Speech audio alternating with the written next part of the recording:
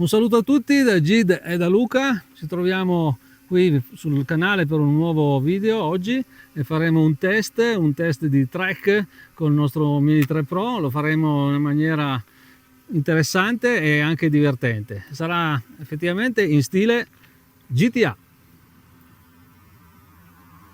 Ok, quindi siamo pronti a partire, andiamo a tracciare il veicolo. Togliamoci Luca, spostiamoci, vediamo se lo prende meglio.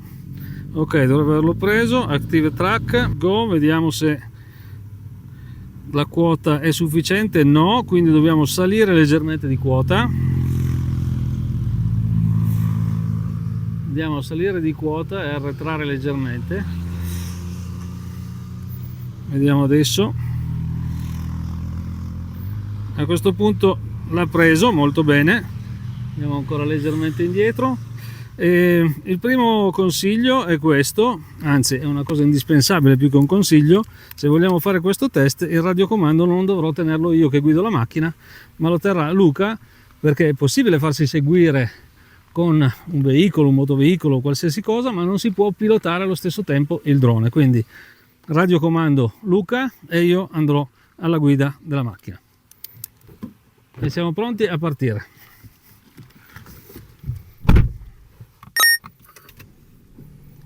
Ok, allora attenzione, io mi muovo molto lentamente in modo da vedere se è attivo il comando. Sta andando Luca, parla pure anche sì. Tu, sta andando.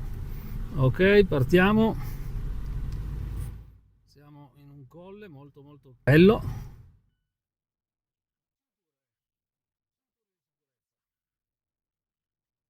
Ecco, attivata anche la cintura, ok.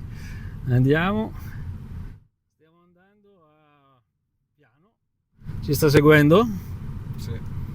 Molto bene, acceleriamo leggermente. Vediamo, l'abbiamo messo in modalità normale il drone, ovviamente, non sport, perché altrimenti non avremmo i sensori, e neanche in cine, perché altrimenti andrebbe troppo piano. Però siamo a velocità normale, dovrebbe arrivare ai 36 all'ora. Qui siamo già quasi ai 40, vediamo se lui ci segue, se continua a seguirci. Andiamo un pochettino più veloce, che qui dimmi se perde contatto Luca, sta perdendo contatto o è sempre uguale? Uguale. Molto bene. Allora qui rallentiamo un pochettino perché c'è una pianta, non vogliamo fargli fare cose strane laterali. Andiamo ancora, anche qui qualche pianta.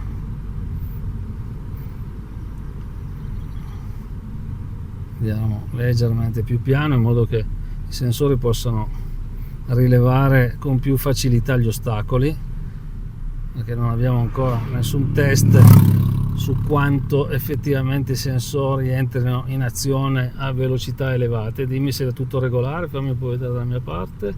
Molto bene. Allora anche qui abbiamo piante un pochettino più basse, vediamo come si comporta, dopodiché andremo a fare un'accelerazione. Qui c'è una bicicletta, non possiamo superarla perché ci sono anche dei pedoni. Dimmi se è tutto regolare o se rallenta il drone. Va? Sì. Ok. Adesso qua, attenzione che ci sono altre piante, vediamo come se la cava. Scende? Sì. Passa? È passato? È passato? Ok, qui è più aperto, possiamo accelerare. Tutto ok? Sì. Molto bene. Prevedevamo meno piante, qui siamo ai 50 all'ora quasi. Ci sta perdendo? No. Siamo sempre in contatto, eravamo quasi ai 50 all'ora. Ok. Allora, mentre arriviamo alla fine del test, perché qui ci fermeremo fra poco, vi diciamo una cosa molto importante. Quanto ci dà di distanza il drone adesso dal punto di partenza? Leggi lì in basso a sinistra. 1268. Ok, abbiamo percorso più di 1 chilometro e in questo momento la cosa importante sarebbe quella di evitare assolutamente che il drone attivasse il Return to Home. Per quale motivo? Perché tornerebbe non dove siamo noi e dove andremo noi a fermarci fra poco, ma tornerebbe esattamente al punto dal quale siamo partiti, quindi è una cosa che è assolutamente da evitare.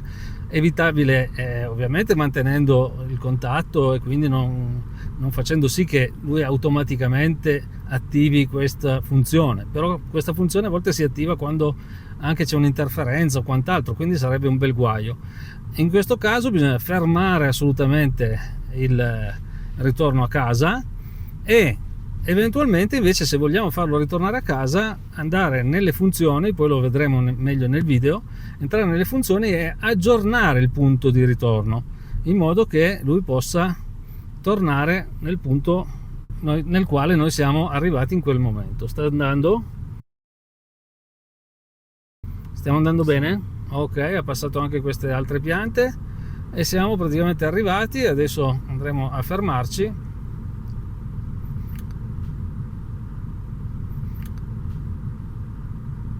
e a concludere il nostro test GTA. Qui c'è una piazzola, direi che ci fermeremo qua. Perfetto, eccoci arrivati. Allora, eccoci qua, siamo alla fine del test, come dicevamo. Un saluto al drone e a tutti quelli che ci stanno seguendo in questo momento.